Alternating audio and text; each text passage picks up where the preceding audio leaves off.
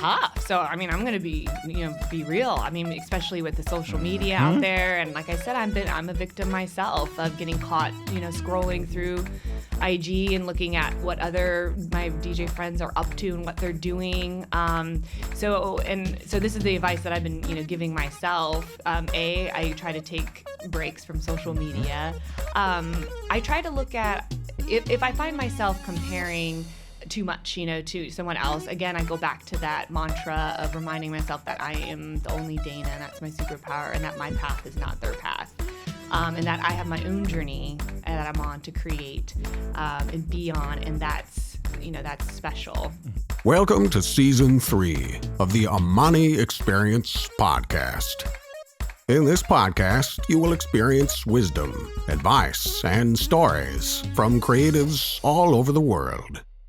Your host is the award-winning Amani Roberts, who is a DJ, music producer, professor, author, and undercover gamer.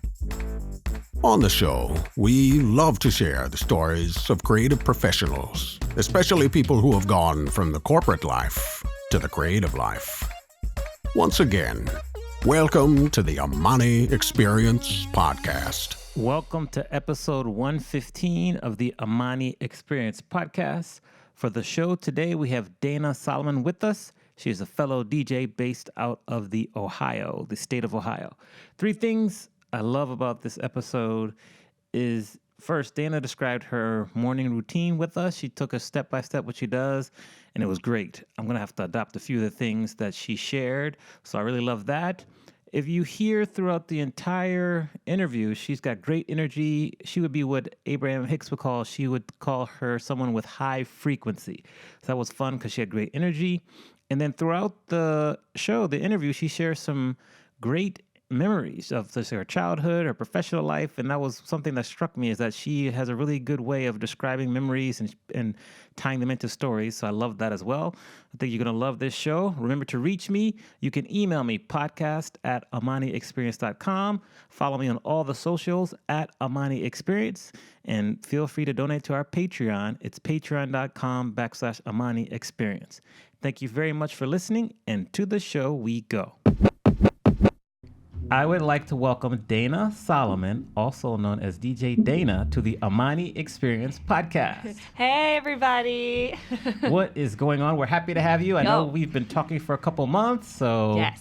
You're here. I am here, finally, in sunny SoCal, away from the Ohio farmlands for a few days. Yes, we're at our mobile studio at Manhattan Beach, California, and you said you're from Ohio. What part of Ohio? Yeah, I live in Columbus, Ohio. Cool. Where did you grow up? I grew up all over. I am the epitome of the Air Force brat. So every 2 to 3 years from the time I was born, I should say 2 weeks after I was born, until I was 19 years old, we moved every 2 to 3 years of my life. So I grew up all over the U.S. and overseas. We lived in the Philippines and Germany. Nice. As well, so.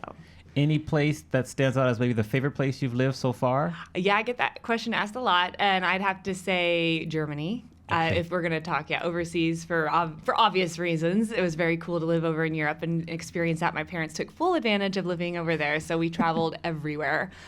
So I can say, it's pretty cool, I can say that I've been to probably more places than any other person has. By the time I was, 18 years old, I had already seen almost all of Europe and Definitely. Eastern Europe. So, and the Philippines was pretty cool, I'd have to say, because all I did was swim all the time. It's tropical, Right. And then, are you fluent in German? I'm not. Excuse me? Unfortunately, so we did live there for 5 years, but, I went to American schools on the bases.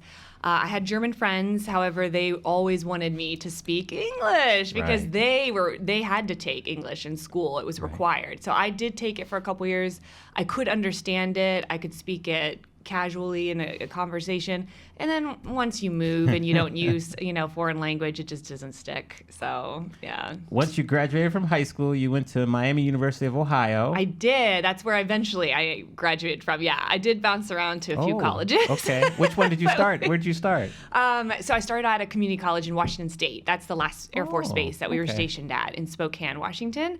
So I started off there, and then when my dad retired from the Air Force, chose to move to Dayton, Ohio, because there's a huge Air Force base there, and he's from Cleveland. So he thought it'd be nice for the family to live near family, because we hadn't ever lived close to family.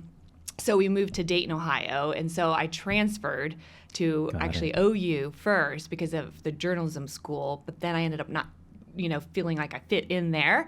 We'll just say that. So I moved back home, went to Wright State, took a couple courses just so I wouldn't fall too far behind. Right. And then eventually I reapplied to Miami because Miami was actually one of my top 2 choices originally, but then not having to visit the campuses ahead of time, so it was hard to make that decision. But ultimately I ended up at Miami and I graduated from there with a BA in mass communications. What inspired you to make that your major? Well, so it was my freshman year at the community college in Washington, Spokane Falls Community College. I was trying to find clubs to get involved with, something, just something interesting, to meet people, make some friends. And I've always loved to write. And I was like, you know what, I'll look at some clubs. And they had a journalism club. So I joined, and we wrote for the newspaper, and I covered entertainment, arts and entertainment, and then I became entertainment editor by the last semester, and I just fell in love with it. It was so fun. So that's how I was like, this is what I want to do. Because originally I wanted to do theater, and then I decided that's maybe not the best idea for a degree. So I was trying to find an alternative because I love theater as well. Yes. I think you're kind of still in theater right now, but we'll get to that eventually. Okay. Once you graduated, what did you decide to do then? So my very first job out of college was working as associate producer at WHIO TV in Dayton, Ohio. So that was my foot in the door into the television scene, and that was really exciting. Yep, and then you to be able to land that. Kept your way, did that as well.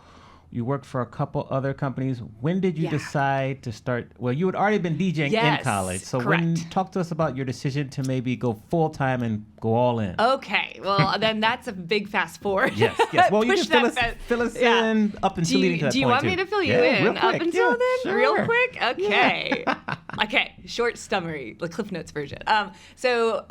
Post the working in TV, originally it came out to California. I'll take it back to when I was 8 years old. Came out to Southern California for the first time, saw the palm trees and the beach and the beautiful weather, and I said, Mom and Dad, this is where I want to live, And I was really just intrigued and fascinated by the whole Hollywood lifestyle and the red carpets and all that. And I was in theater when I was younger, so I was like, I got to be out here. So fast forward then to college time. I really wanted to go to actually college out here in Southern California. My parents were like, you can go, but you'll have to cover your tuition. I'm like, maybe not. It's okay, fine, I'll move to Ohio with you. So then fast forward to post-graduation, and after working in TV, so I had my heart set on being an entertainment journalist. That was my dream and back in college.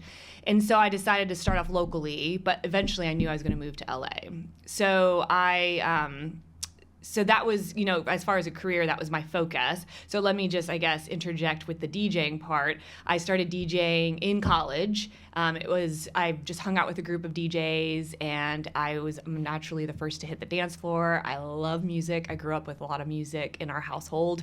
The Sunday morning chores, with Motown blasting, or like Good Morning Vietnam soundtrack as well. So my dad would open up our doors and be like, Good Morning Vietnam, and you'd yell Robin Williams, That's great. Background. So that's so I started DJing in college, got into the bars and nightclubs, and then continued doing it while I was working in the local TV. So it was definitely stayed continuous, the DJing portion.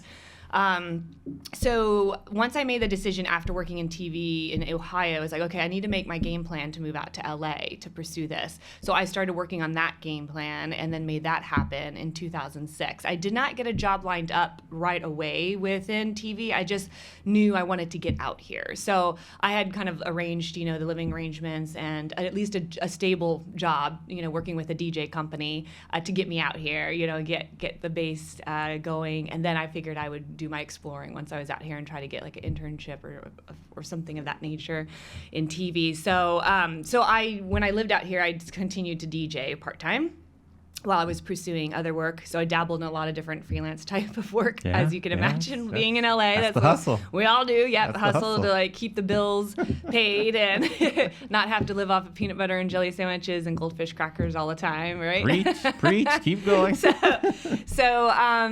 so then now fast forward through, so I was here in LA for 5 years, and then 2011 made the move back to Ohio. And I had, so as far as DJing goes, I'd always been subcontracting for other companies. And is this a too long of a version? Keep going. You're doing great. So, Go.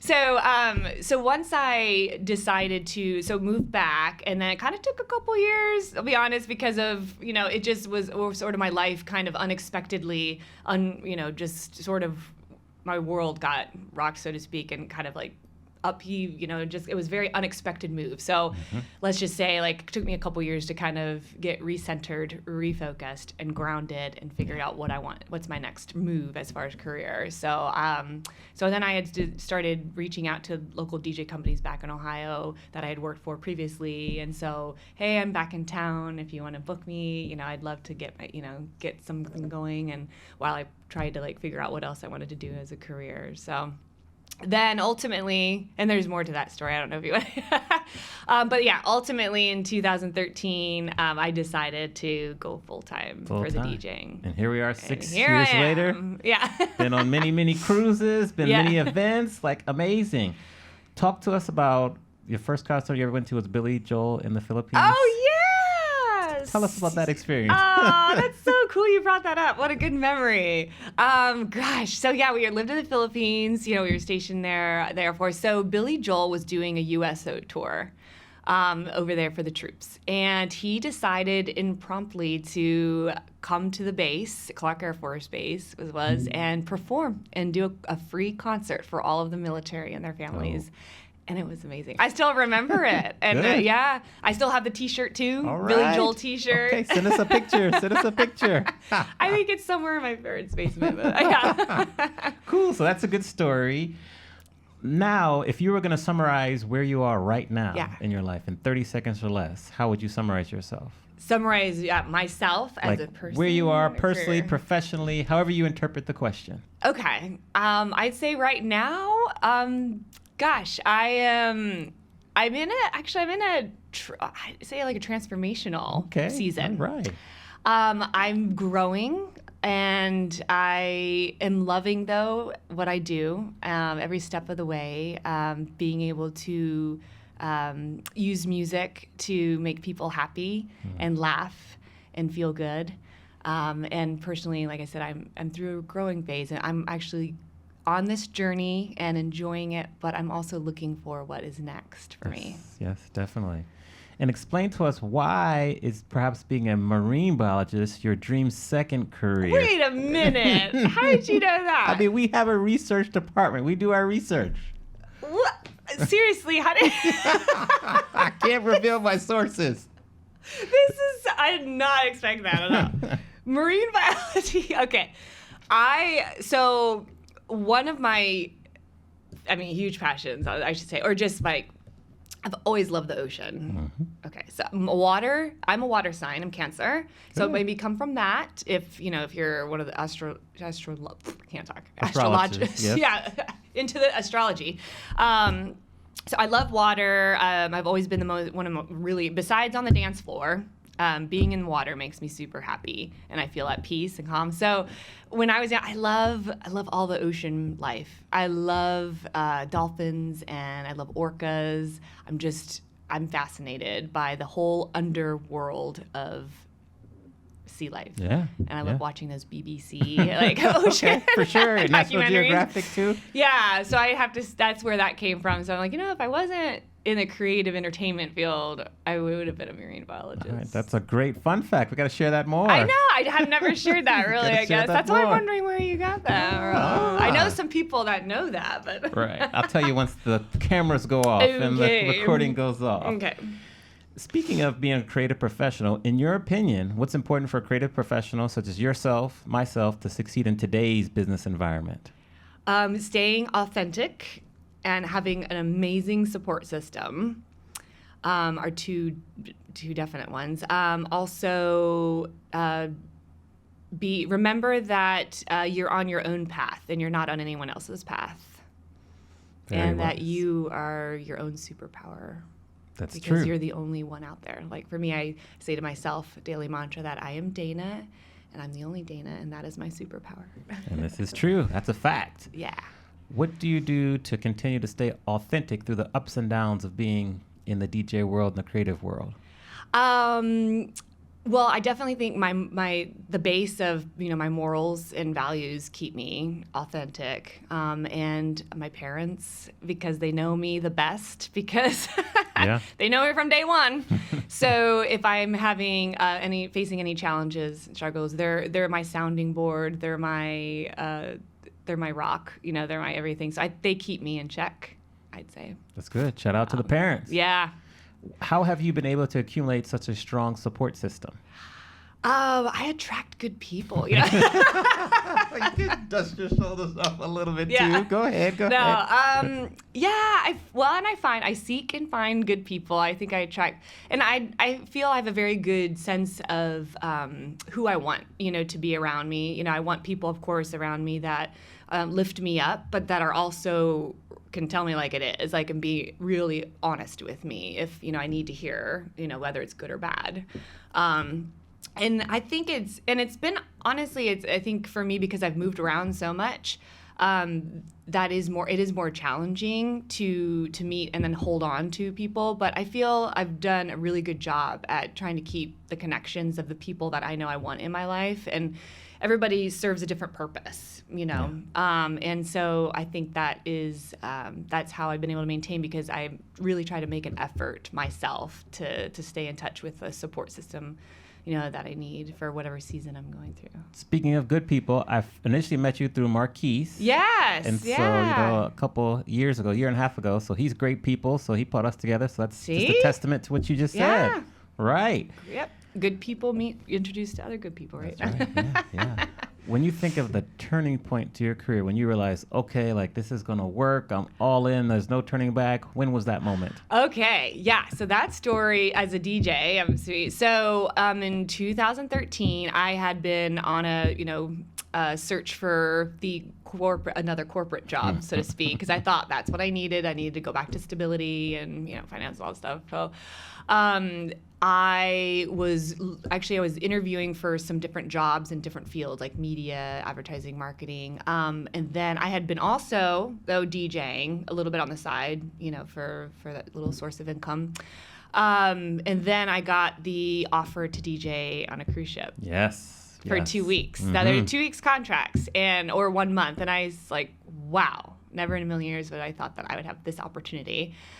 And it was at that moment that I said, well, if I don't get this job, then I'm going for it. Because if I do get this job, then I'm not going to be able to do the cruise ships. So ultimately, I did not get that job. However, it opened up the cruise ship DJ opportunity, and then that's a whole history to itself. So you've been that was DJing the defining moment on cruise ships for many years now. Yeah.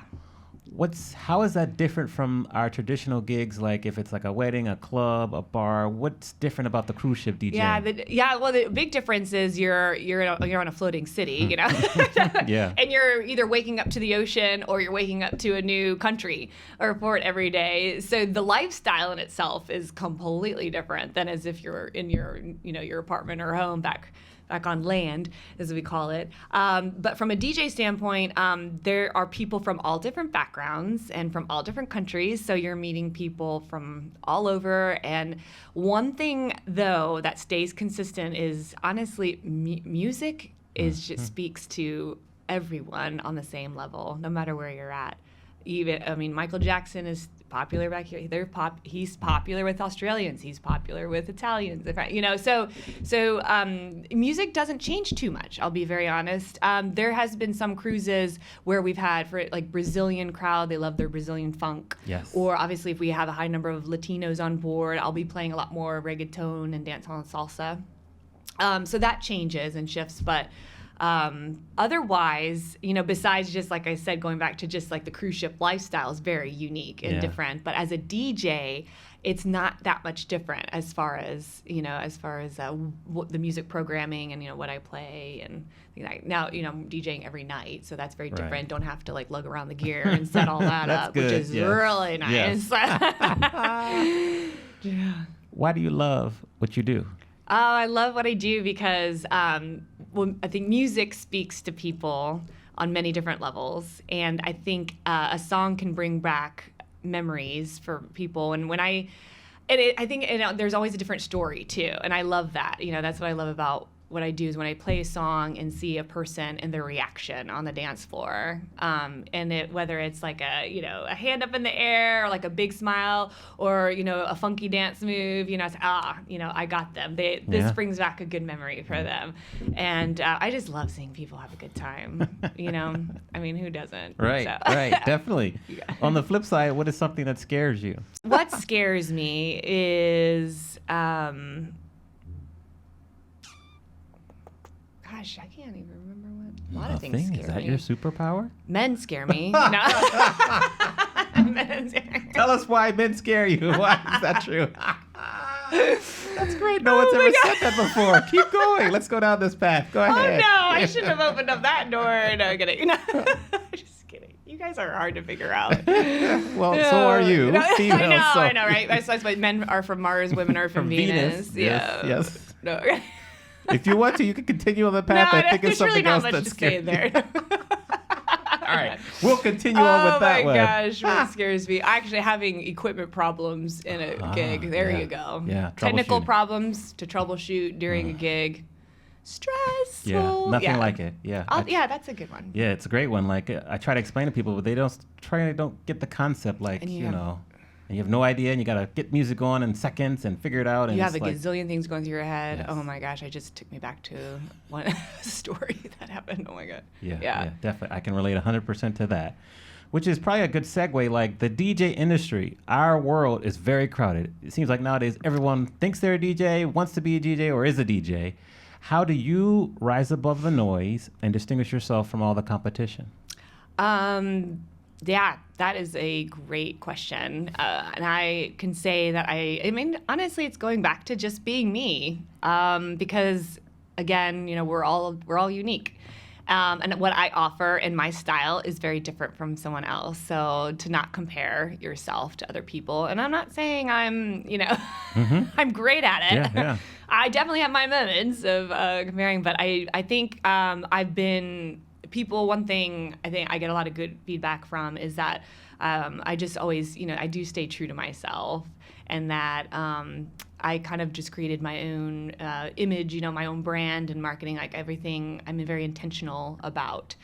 And so I think that shows, and I've stayed very humble through it all. And I treat everybody the same, no matter who they are. Yeah, props to you. Yeah. Thank you.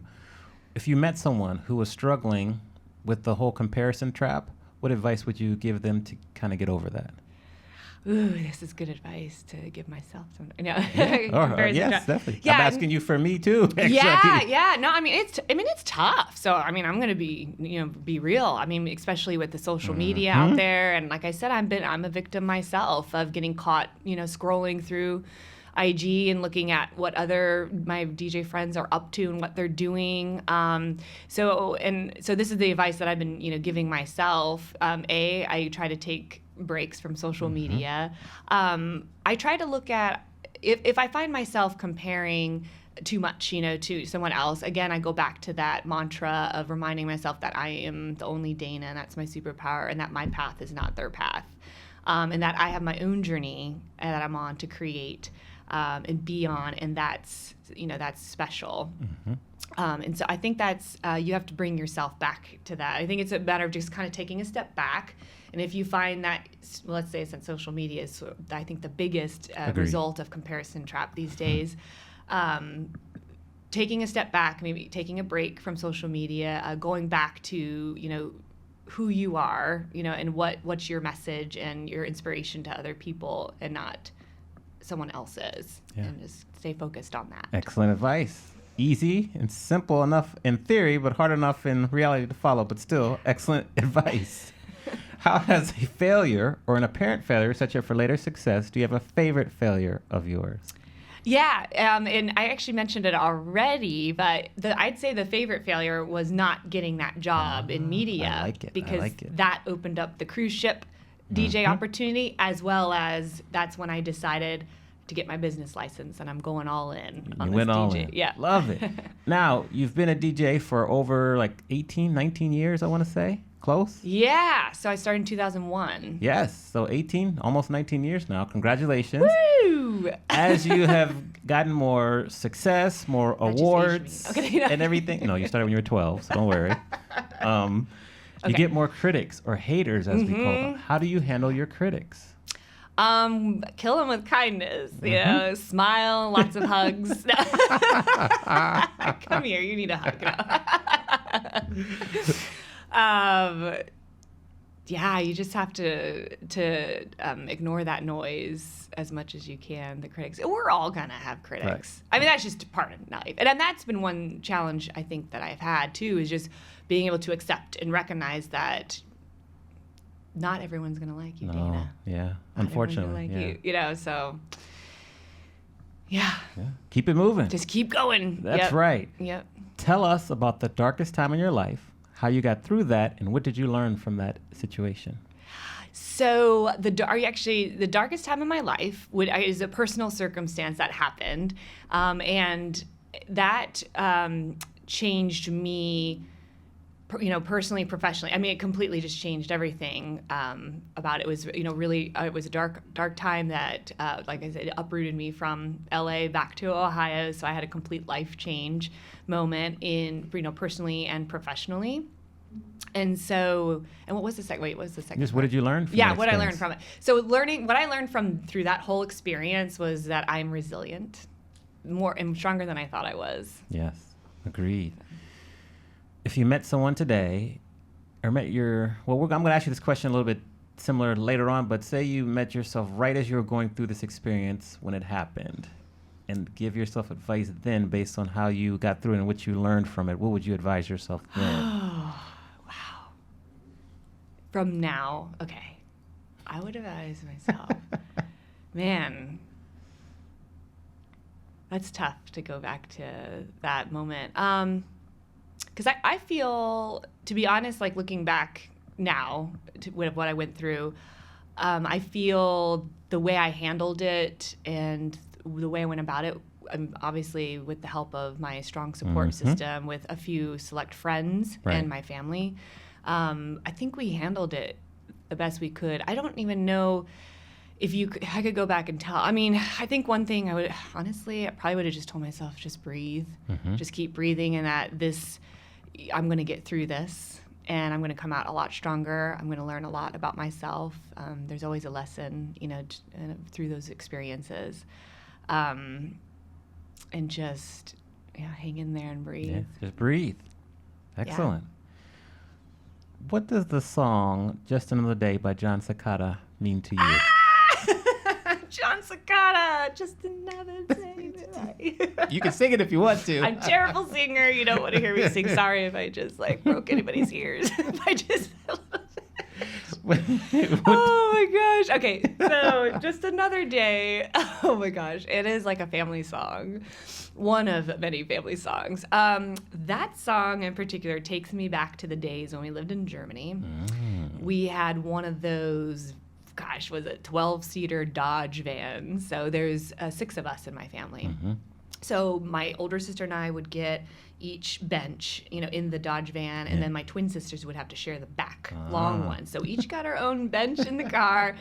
And that was one of the songs that we would blast on our family road trips, was John Secada. We just loved John Secada. We'd blast him at home too, but it took me back to those road trips with my family in Germany. Yeah, great memories. You got some great memories. I do. They keep popping up. I noticed that. That's good. Who was the most influential person for you growing up? My parents. Right. Yeah, hands down my parents, yeah. Cool. And any reason why or things? Go ahead, share why. Sure. Well, so my parents complement each other so well. My dad, for his work ethic, he has an amazing work ethic, and of course, I think the Air Force has to thank for that as well. But I think he always was like that.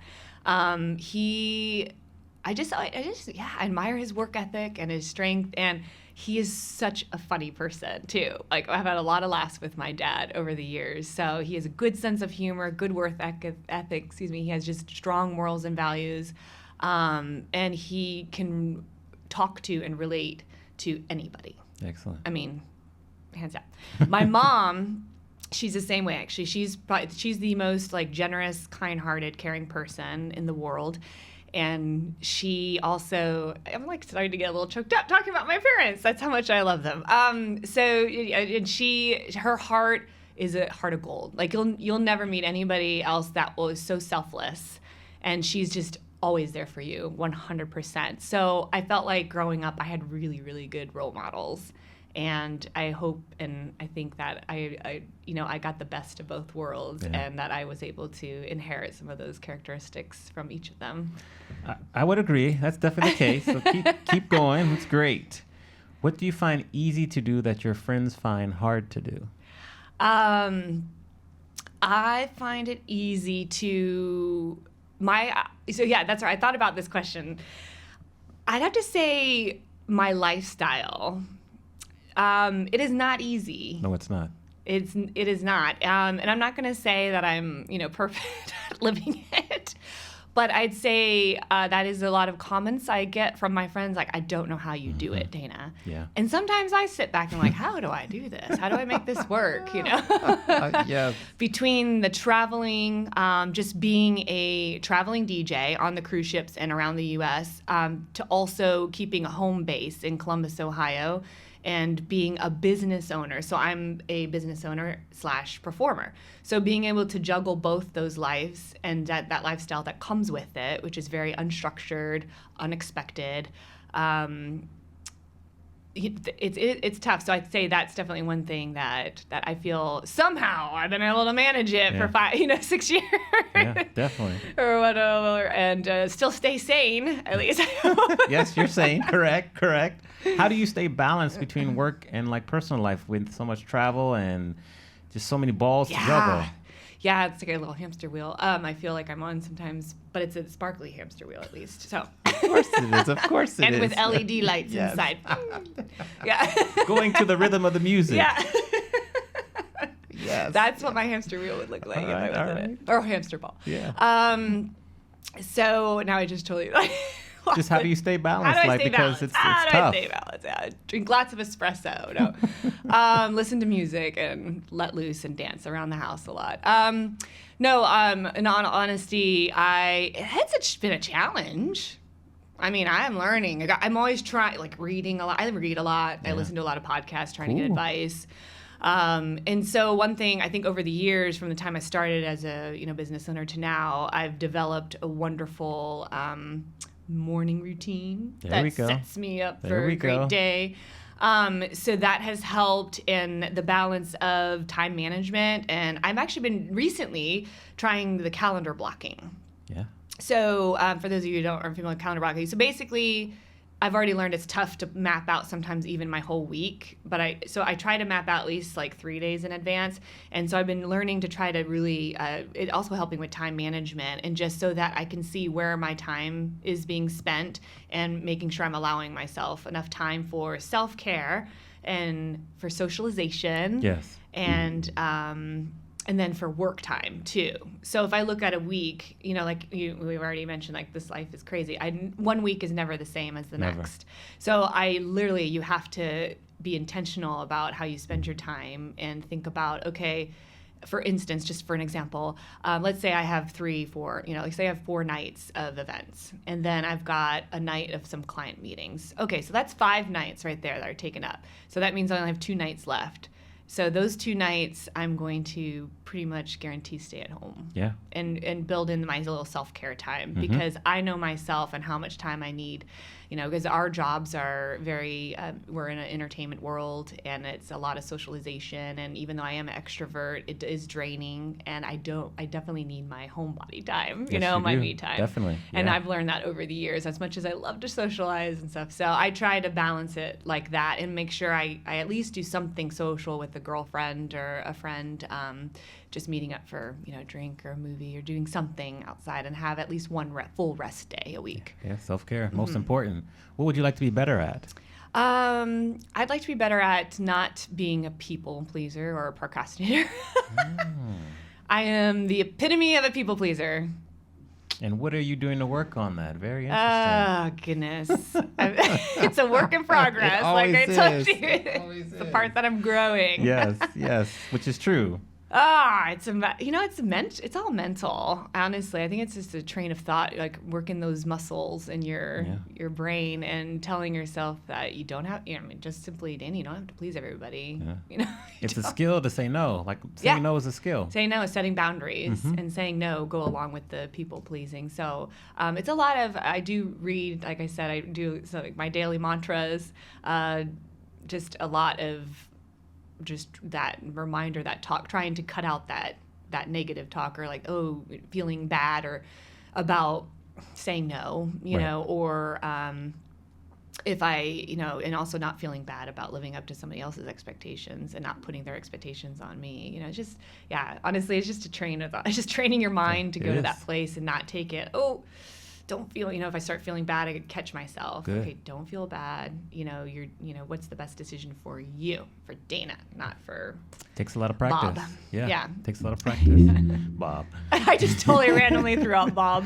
When you were 21, you were at Miami University of Ohio in Oxford, right? Yeah. That's where it is, Oxford? Yeah. Good. We're going to go back and visit 21-year-old Dayna. This is the part 2 of the question I asked you earlier, and give her advice based on what you know now. What advice would you give your 21-year-old self? So I thought about this question on the way over, so I did give. So I feel my 21-year-old self was, I felt like I was great. I was living life to the fullest. I felt I was invincible. I was a big dreamer. I was dreaming up all my dreams to, move to LA. And I felt I was just really, truly enjoying life. And so I was trying to think, what would I tell myself, like, from now there? Because I think, I don't know if I would actually say anything, because I feel I was in a really good place.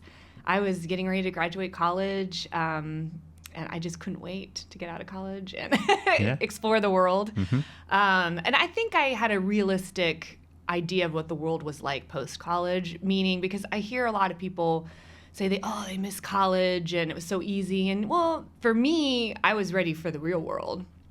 I wouldn't go back to college, ever.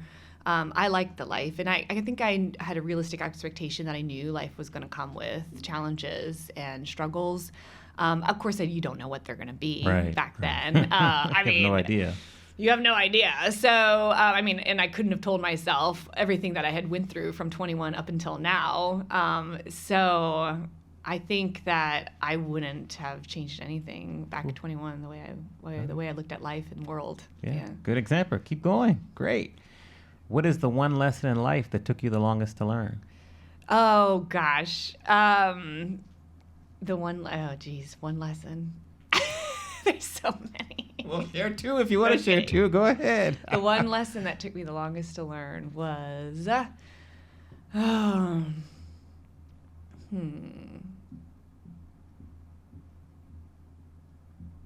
Well, it's kind of going back. Well, I'm still kind of learning, though, that I was thinking about the people pleasing. Yeah. That can be it. Learning that. I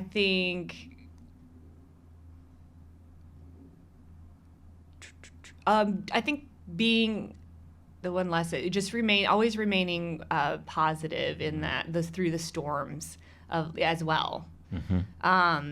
And to clear out the negative thoughts as soon as you can. Don't dwell on the negative thoughts. And keep that shine, like I said, through those storms is a lesson that, Very valuable lesson. Yeah. Every great person has a sentence. What is your sentence? For example, my sentence is, I love to help people unlock their creativity by teaching them how to DJ. What is your sentence?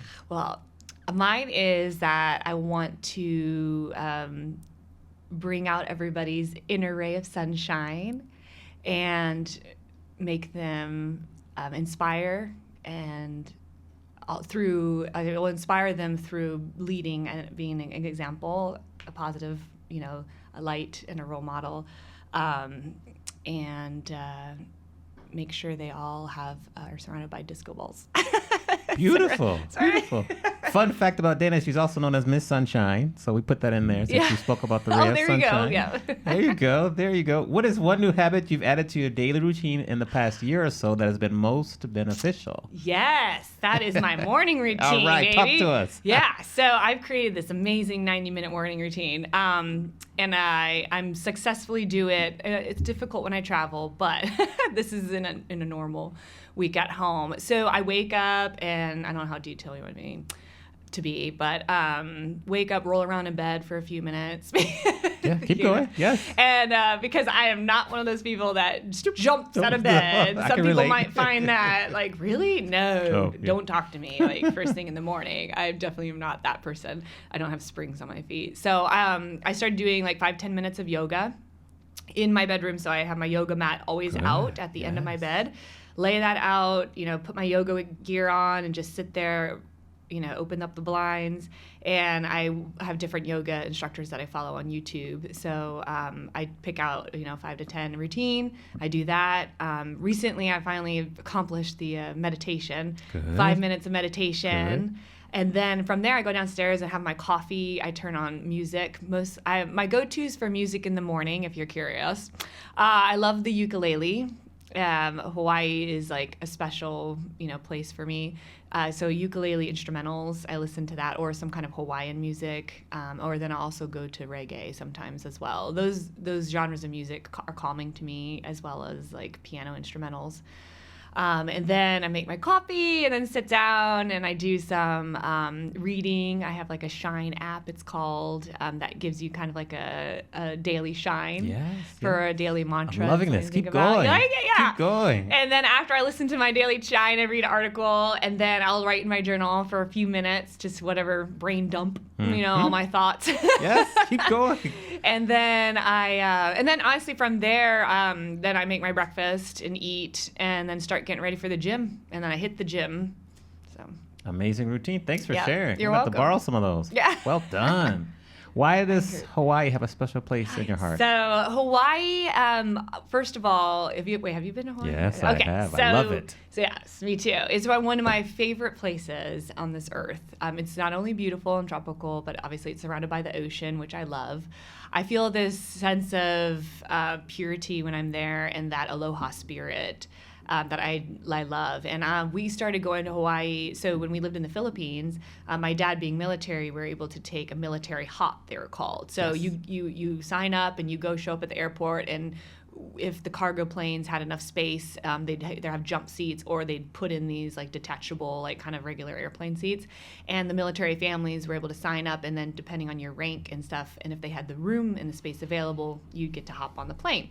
So they were like the C-131 aircrafts, that type of thing. So we took advantage of that and went to Hawaii a couple of times on the C-131s. Yeah, so for free, which was awesome. So once we went to Hawaii, it was a special place. So I have a couple memories from being there as a younger with my family, some beach vacations. And like I said, I love the spirit when you're there, being surrounded by the ocean and the beautiful scenery. And then I had a couple really great experiences there throughout college. I volunteered as a lifeguard on the North Shore at an American Cancer Society camp with my older sister. Mm-hmm. So we did that for a few summers during college, and it was a great experience. Then we'd always stay for a week after and hang out. And then the summer before my final year of college, I actually lived in Oahu and worked as a lifeguard and spent some time there, and I had some most amazing memories. And since then, I've been able to actually go back to Hawaii actually every year, the last 3 years on a cruise ship, we've done like a Hawaii cruise. Yeah. So that's Hawaii is just special to me, just for that, for the memories I've had there, and for the spirit and the feeling that I get when I'm there. It's just, it's pretty awesome. It is. Another memory. These keep popping up. So many. You said you're a big reader. We're big readers here on the podcast. If you were going to give someone 1, 2, or 3 books you feel they should stop what they're doing right now and start to read them immediately, what books come to mind? Oh my gosh, I love reading as well. I just read The Subtle Art of Not Giving Up by Mark Manson. Yes, good. I won't swear on the podcast. You can swear if you want, but keep going. I love that book. That really spoke to me. That was one I read earlier this year. So I definitely recommend that. The other one was Essentialism. Have you read that? And I've heard of it though. Okay. I can't recall the author's name though. It like is escaping me, but I love that book. That really, actually, I'd like to reread that one because that's been a couple years now since I've read that. But definitely Essentialism. It's just a great book to change your way of thinking as far as, decluttering your life and living a more minimalistic life, which I think, is one of the best ways, for us to live. I think we have too much noise surrounded by us. There's too much clutter. I think you can think more clearly without that. Yeah.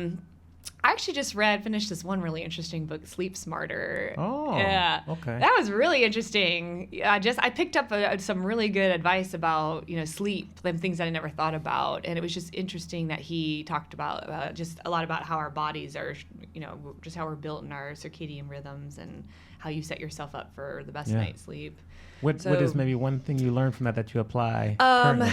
Oh, yeah. So there's a few things. I haven't gotten it yet, but he recommended actually instead of taking magnesium as a supplement as a pill form, topical magnesium he recommended. And you rub it on your skin, because we know obviously our skin is one of the largest organs of the body. So the fact that it's actually absorbed into your skin is more effective than taking it. Interesting. Yeah, so I'm really excited to try that out. Let us know how that goes. I will. Yeah. Because I struggle with sleeping too, so I'm looking for proper alternatives as well. Yeah. The other one too, of course, was turning off all electronic devices an hour before bedtime, and I have to work on that. Yeah, a little bit. You and me both. Yes. Yeah. Yeah. So, and then, one other thing I thought that was really interesting from this book. So he talked about how our sleep cycles, we actually sleep in 90-minute cycles, our REM sleep. So, for instance, he said, if you're let's say, you're at least he was encouraging people to get 6 hours of sleep. And he said, always set your alarm so that you're waking up at the end of one of those sleep cycles versus in the middle, because you'll be more tired. For instance, if you set your alarm for, I guess would be like, let's say 7 hours instead of like 7.5. So it's like that. You got to find your happy place. Like for me, I'm a big sleeper. So I kind of took the advice, honestly, I'm a 9-hour a night sleeper. So that's good, because then I have all the 90-minute sleep cycles. But for instance, if I can't get 9 hours, I'm better off just doing 7.5 versus 8 or 8.5. You get it? Okay. Yes.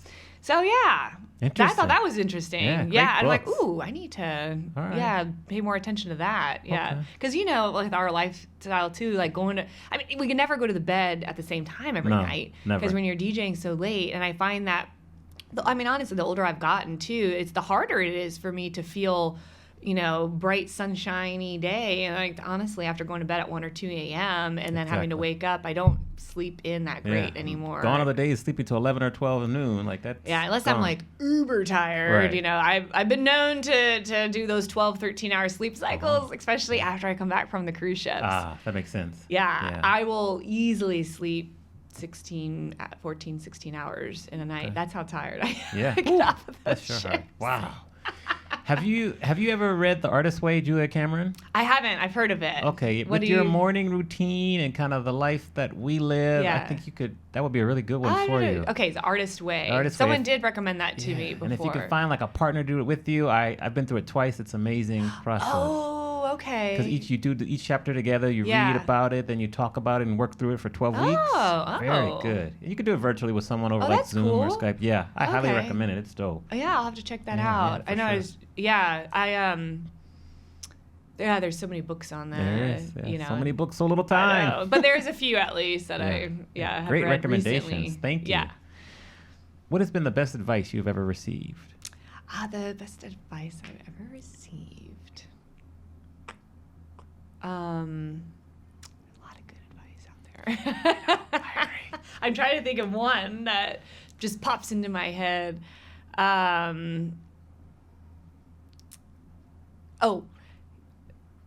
Oh gosh. Okay. Yes, I just thought of it. Let me think of the right phrasing though. But it is basically saying just do it. Just if you think of something, if there's a goal you've set for yourself, just take that leap of faith and do it. Yeah. Yeah. Great. Just do something. Do something. Yeah. I agree. You're a sports fan at all? No, not really. I enjoy watching live sports, but I wouldn't say I'm a fan. All right. Cavaliers. We'll go back to Cleveland. Cavaliers, maybe. Okay. They're introducing Dayna's coming to the court. Yeah. What song is playing? Ooh, I forgot about that question. There's so many good ones. Gotta give us one. What's your walk out song? Walk up song. Okay. Well, I love, you know that song "Feel the Vibe"? Okay. By Bob Sinclair. Yes. Yeah. That's it. All right. You know We'll that put song. that on. There I you go. love it. Done. Awesome. Great job. Trying to shake me up, tell me the fool I've been, but I shut you out. Tonight I raise my cup, 'cause it's my life to live. I don't have a doubt, and I feel the vibe. And I'm making the most 'cause I'm grateful I'm alive. And I feel the vibe. And I'm making Before I ask you the final question, first I'd say thank you very much for being resilient and persistent, sticking with me to set up the interview. It's been over a year. Yeah, But yeah. it was No, well thank worth you. it. So thank you very Oh, much. yay. You just I really enjoy your spirit, just how your memories pop up and you share them and you get so excited talking about that makes me feel good. So Oh, good. yes, plus you're a fellow DJ, you're an OG in the game, so just keep doing it. I'm curious, before I kind of ask the final question, when someone approaches you and they say, I want to be a DJ, Mm-hmm. what advice or what do you share with them? Yeah. Well, first of all, I'm like, yeah. Good. I always get excited when somebody says I want to be a DJ. So I always offer to be the mentor. Honestly, right off the bat, I said, "What do whatever you need help with? Here's my card." So yeah, I'd tell them. I think the first thing to do is just make that decision. So Right. if they made that decision, I want to be a DJ, all right, well, then the next step would be obviously to enroll in either a DJ school, if there's one locally, or an online class to start practicing, go out and get yourself some starter DJ equipment and Right. just start practicing. Yeah. Cool. That's where to start. All right. I always have to ask other DJs that question. mentor.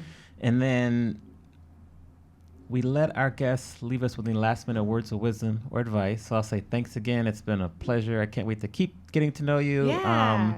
What advice would you like to close the show with? Take us home. Take us home. Yeah, just keep that light shining. Spread that light and be the light in the darkness. Yeah. There we go. Thank you. You're welcome. Thank you so much. Of course. Thank you for listening to the Amani Experience podcast. You can check out the show notes on amaniexperience.com/podcast. Please remember to leave us a review on the platform you are listening on and share this podcast with anyone who you feel would benefit from listening. See you soon for our next episode.